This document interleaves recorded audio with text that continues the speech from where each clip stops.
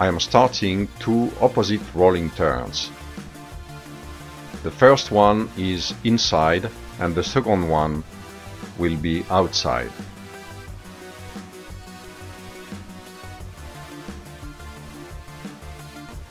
I will have to remind myself for the stop of the first one to finish with the cowling a little bit above the horizon compared to a normal inside rolling turn, since I'm going to push for the outside rolling turn.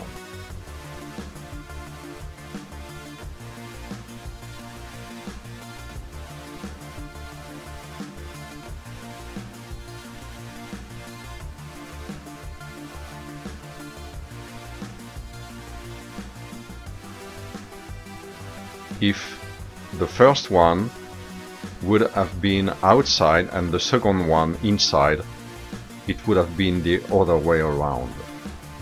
That means I would have to stop the first one with the cowling a little bit below the horizon.